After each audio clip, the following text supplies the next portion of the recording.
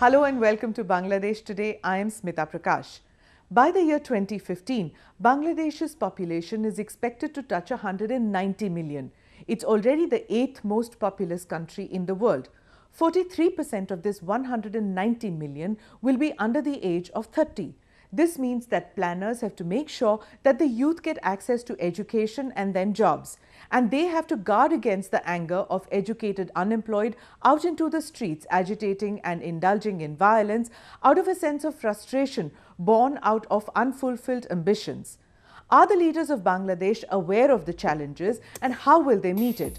Economic growth in Bangladesh has historically been fueled by the garment industry, and this sector will continue to grow as China turns even more towards low-cost sources such as Bangladesh. The country's garment industry, which accounts for 80% of its $24 billion annual exports, has become the base of an economy that was once reliant on aid.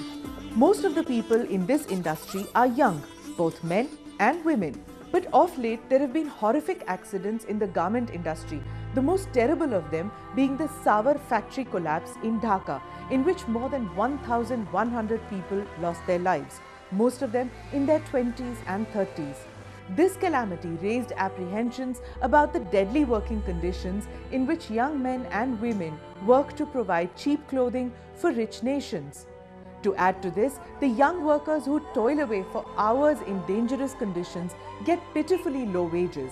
Last week, their anger boiled over and they hit the streets in protest, demanding at least $100 per month in wages as opposed to $38, which they are currently getting paid.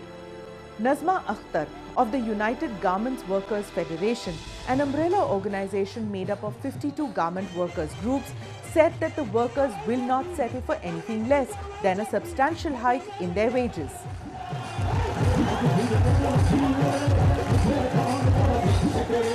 Today we are demanding 8,000 taka for the garments workers minimum wage. As you all know, the garments workers are earning 77% foreign currency in this country from the women workers, but our salary is very low. They are getting 3,000 taka. So now we are demanding 8,000 taka minimum wage for the garments workers. The reason European and American companies outsource their garments from Bangladesh is because labor is cheap. If wages increase, costs increase. The fear then is that companies would then source from other countries. It's market economy at play. There are 50 million young people who are in the job market, and the domestic industry simply cannot absorb so many workers unless international companies step in, like the garment sector. Dr. Mohammad Samad, the Vice-Chancellor of the University of Information Technology and Science, was of the view that industries other than the garment industry need to be encouraged. The IT industry has potential, he feels. Apart from the garment industry, in Bangladesh, the IT industry is growing, and our country is an agricultural country, that 80% people are dependent on agriculture. So, agri-based industry and side by side IT industry should be grown in our country, and it will create lot of jobs and foreign currency also. And one important thing here is important that our IT sector is exporting bandwidth to Tripura state and other underdeveloped state of southeastern India, southeastern. So, this is important. IT and agricultural industrial agri-based industrial development is important for food autarky, for our employment creation, for our overall economic development of the country. And apart from the garment industry, in my country, IT industry also is becoming one of the growing industry. And side by side, as our country is a agricultural country, so we need to also establish or found some agri-based industry for creating the jobs of the I should say the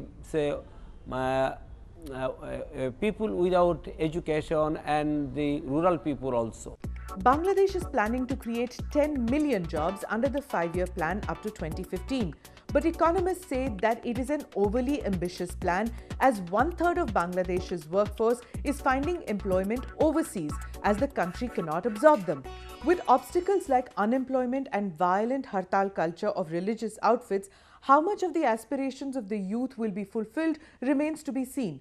It is imperative to involve the youth in national development. Lack of jobs and lack of hope of a better future can lead to a social crisis. The IT industry needs trained manpower, and that requires training institutes and capital expenditure. Bangladesh will have to improve its literacy rate, its secondary and tertiary education to compete with other countries in the region. The IT industry in Bangladesh accounts for about $400 million in annual revenues, which is a very small share of the GDP of about $100 billion. The youth in Bangladesh have traditionally played a very important role. In 1952, they were in the forefront of the language movement. In 1969, a mass upsurge, and then in 1971, the Liberation War. Another major milestone in Bangladesh's youth movement was the Shahbag youth protest in 2013. Here is an example that is unparalleled in the world, a peaceful protest by the youth which sought to bring to justice war criminals. Many of those who were protesting at Shahbag Square this year were born after the Liberation War, that is after 1971. But they were politically sensitive and responsible citizens. The youth in Bangladesh are radically different. They don't blind themselves to the past. They seek closure via justice. This is a generation that values the constitution. It values democratic processes and seeks to protect it from those who want to overthrow it openly or through insidious political battles. The Shahbag Square activists, educated members of civil society, want war criminals of 1971 to be brought to justice.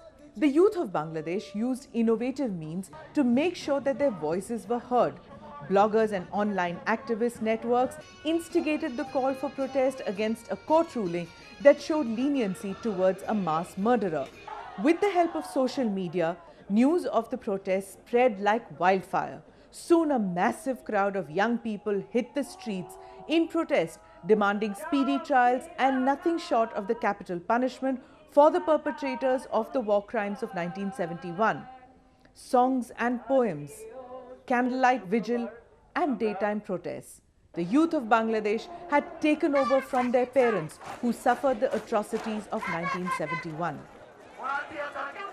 In 5 February, in Kader Molla's judgment, younger people protest the verdict of court and they demand the death penalty of the Kader Mullah, and after that in 2 months or 1 month a huge protestant began in Shahbag, and most of them are the younger, and you will think that the verdict, after that the verdict of another Jamaat leaders was invariably impacted on by this protest of the younger, and we already know that this is given a very serious issue to our political arena, because mainly younger was the force to create that protestant, but after that mass people was also included with these protestants. So I think it's a time to say that younger people in Bangladesh or youth generation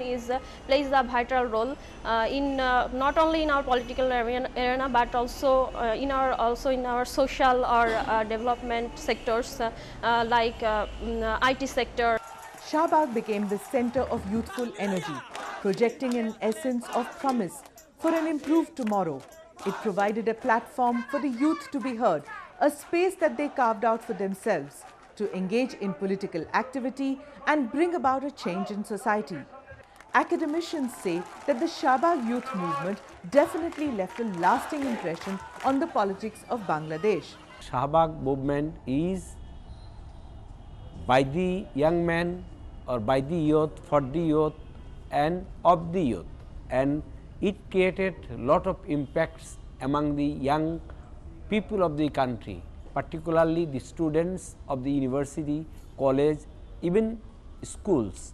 So, it will create a great impact in the politics of our country, and they make aware our young people all over the country, even all over the world also, in other countries also, because the movement spread over all over the world in favor of our great war of liberation, what we achieved at the cost of our lot of lives and other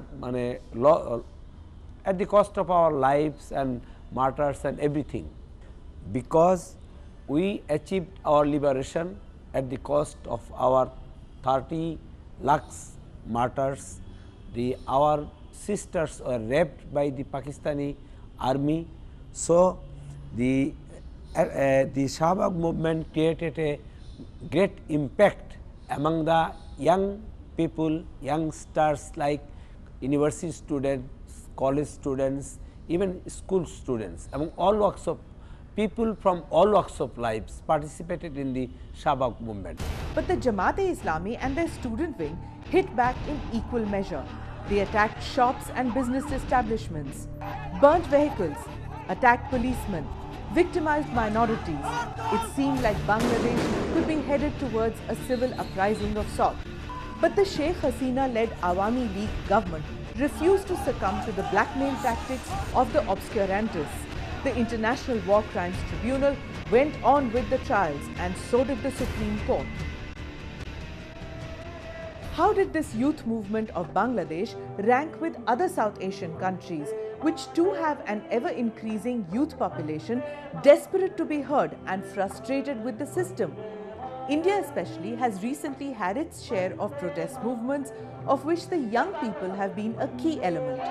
Though they may not have a common link as far as issues go, but they surely did as far as passion and energy is concerned. India had its anti-corruption protests before the Shahbag movement.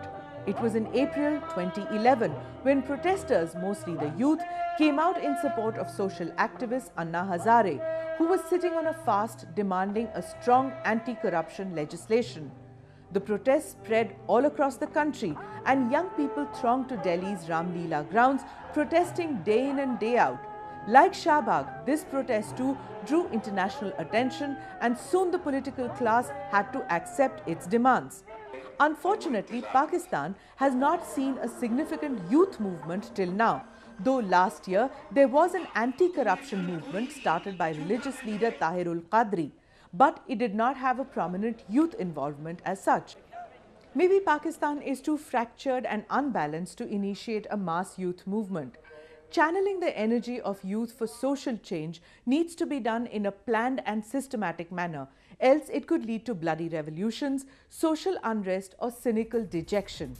Bangladesh is a young country with a bright future and a young population. That's all we have for you this week. Thank you for watching Bangladesh Today.